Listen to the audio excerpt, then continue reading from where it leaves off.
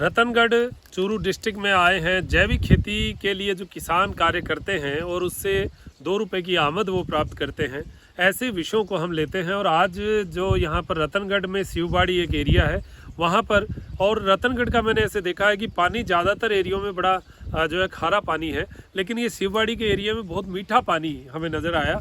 500-600 TDS का पानी है एक इसी का, यानी लगभग मीठा, बहुत मीठा पानी है। और सब्जी के लिए यहाँ पर इन्होंने डूंगरमल जी सैनी है हमारे साथ। डूंगरमल जी, बहुत बहुत स्वागत है आपका। नमस्कार। आप जैविक खेती करते हैं, क्या क्या जो है लगाते हैं? जैविक खेती के अंदर हम लोग वेजिटेबल क्रॉप्स लगाते हैं। हाँ। और उसमें हम लोग जैविक तरीके से करते हैं, तो उसमें गोबर का जो घन जीवामृत है वो है। इसके अलावा हमने कंडे के लिए अलग से तरल खाद बनाते हैं, उसको वेंचुरी के माध्यम से देते हैं। हाँ। इसके अलावा नीम का हम लोग कांटे का उपयोग करते हैं। अच्छा।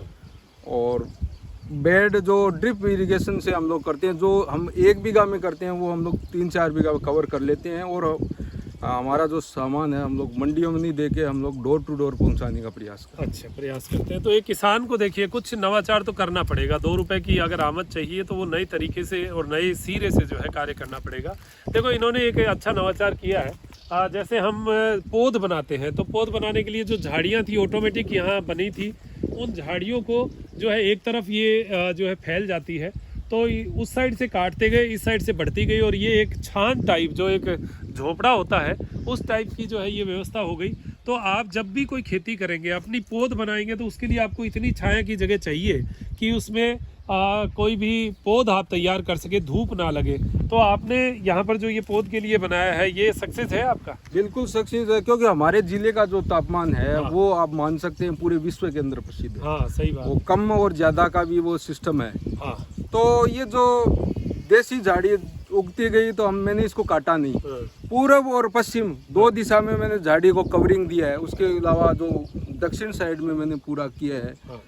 तो उस हिसाब से इसके लिए तापमान के लिए मान लो पौध के लिए बहुत अच्छा है भाई। इसमें थोड़ी थोड़ी धूप भी आती रहती है और थोड़ी छाया भी रहती है। अच्छा, अभी जो आपके जो बेड पर मैं देख रहा हूँ कि गोभी लग रही है, अभी क्या टाइम है? अभी देखिए अक्टूबर चल रहा है। अक्टूबर का माह में ऐसे मानते हैं कि सब्जियों के लिए शुरुआती और बहुत बढ़िया माह होता है। तो इस समय हमें क्या तैयारी करनी चाहिए? आपने ये गोभी कब लगाई थी? ये तो अभी वर्तमान में हार्वेस्टिंग में आ गई है, अभी क्या तैयारी करनी चाहिए? देखो, ये जो गोभी लगाई है मैंने, हाँ। ये गोभी अपने जो अभी हार्वेस्टिंग टाइम चल रहा है, तो ये लगभग मैंने 2 महीने पहले लगाई थी जी। और अभी जैसे हम लोग कैश क्रॉप के अंदर हमारी अर्निंग चालू रहनी चाहिए। हाँ। हाँ। तो ये जो ही हम काटेंगे हमारी दूसरी गोभी चालू हो जाएगी। अच्छा, वो लगा चुके हैं आप? हाँ, वो लगा चुके हैं और आगे भी हमारा चालू रहेगा। अब आगे की जो पौध है हम लोग वो लगाएंगे। अच्छा, गोभी कितने दिन बाद में फल देना शुरू कर देती है? गोभी की अलग अलग वैरायटी आती है। जैसे 55 से 60 दिन के अंदर, जैसे नर्सरी प्लांट करने के बाद में हो जाता है। नर्सरी का अलग। तो एक किसान को अगर अपने खेत में हाथों हाथ लेनी हो तो क्या वैरायटी लेनी चाहिए? किस तरीके की गोभी लगानी चाहिए? गोभी की वैरायटी हमेशा जैसे अगेती ले लिया, उसके बाद में मध्यम वाली। हाँ। और एक पछेती, तीन वैरायटी। एक वैरायटी गोभी मैं किसान भाइयों को कहना चाहता हूँ वो नहीं लेनी चाहिए। हाँ। क्योंकि उस समय हमारे फागुन महीने में जो महीन हाँ, जो तेलिया आता है, माहू रोग आता है, वो फसल नहीं लेनी चाहिए, क्योंकि वो फसल सही नहीं है। क्योंकि वो गोभी के अंदर एंटर कर जाती है और ग्राहक को कोई काम की नहीं। तो अगेती और बीच वाली मध्यम 2 फसल लेनी चाहिए। हाँ। और पत्ता गोभी में? पत्ता गोभी हमारे एरिया में जो लेट ही शुरू होती है, हमने प्रयास किया इसके अंदर। मैंने भी लगाई थी। वो भी जल चुकी है, लेकिन उसके जो पत्ते हैं आप वहाँ देख सकते हैं, इसके ऐसे हो जाते हैं। हाँ, तो जो ही टेम्परेचर कम होगा, हाँ, उस समय ही वो होगा। तो अब अक्टूबर नवंबर में मतलब वो लगानी चाहिए। हाँ, वो आपको नवंबर के अंदर अभी आप नर्सरी तैयार करनी चाहिए। हाँ। नवंबर जो ही शुरू हो, हाँ, उसका प्लांटेशन हो जाना चाहिए। और उसमें जनवरी के लास्ट के टाइम वो चालू होता है हमारे यहाँ। हमारे यहाँ थोड़ा सा वो है। सही बात है। तो अभी जैसे भिंडी आपने लगाई है, भिंडी कब लगानी चाहिए? अभी भी समय है या पहले वाला ही है ये? नहीं, अब तो इसका समय नहीं है, क्योंकि आगे सर्दी आ जाएगी प्रोडक्ट। लेकिन इसको आप अगस्त सितंबर में लगा सकते हैं, फरवरी के अंदर भी लगा सकते हैं, यानी ये चालू रहती है आपकी। अच्छा अच्छा। तो ये जो अपने जो सर्दियों का टाइम निकाल के बाकी महीने में आप कर सकते हैं। अच्छा, सर्दियों का समय निकाल दें। हाँ, जो सर्दियों में, क्योंकि ये उतना रहेगा नहीं जी। तो अभी जैसे अक्टूबर माह है, अक्टूबर नवंबर में क्या क्या क्रॉप अभी हमें लेनी चाहिए, ये किसानों को थोड़ी पता चले। देखिए क्रॉप अभी अपने को मूली ले सकते हैं, हाँ ये गोभी की जो नर्सरी करके तैयार करके वो ले सकते हैं, दोनों हाँ, टाइप की। ठीक है। इसके अलावा अपने धनिया धनिया और धनिया के अलावा पालक ले सकते हैं। हाँ। इसके अलावा जो चुकंदर होते हैं हाँ, जिसमें चुकंदर लिए जा सकते वो हैं। ले सकते हैं। मटर लगती है अपने। मटर लगती है। मटर में एक चीज ध्यान रखनी है, जड़ गलन की समस्या आती है, उसके हाँ। लिए पहले उपचार करना चाहिए। जी, क्या उपचार करना चाहिए? उसके लिए अपने जो नीम वाला और वो भी कर सकते हैं। इसका रासायनिक में हम लोग जा सकते हैं, जिस उसमें भी रासायनिक में कुछ ऐसे होते हैं फंगीसाइड, वो दे सकते हैं। तो छाछ का उपयोग हो सकता है क्या फंगीसाइड के रूप में?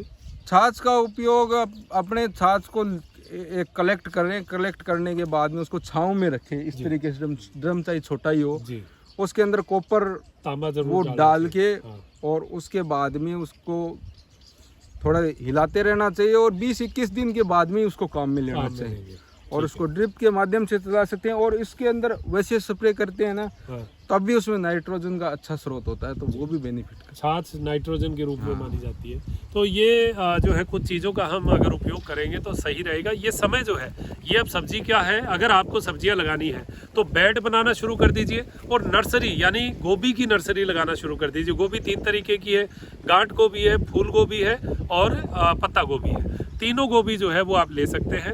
और इस समय अगर ये सब्जियां लगाएंगे तो अच्छा हमें जो है वो बेनिफिट जब टाइम आएगा तब मिलेगा। कुछ किसान जो बहुत एक्टिव है वो तो देखिए एडवांस यानी अगेती फसल लेते हैं, उसमें फ़ायदा कमा लेते हैं। लेकिन हम लोग जो नए हैं वो अगेती फसल नहीं ले पाते, उसमें कई बीमारियां आ जाती है। अभी बरसात इस बार ज़्यादा हुई तो बीमारियां ज़्यादा आई।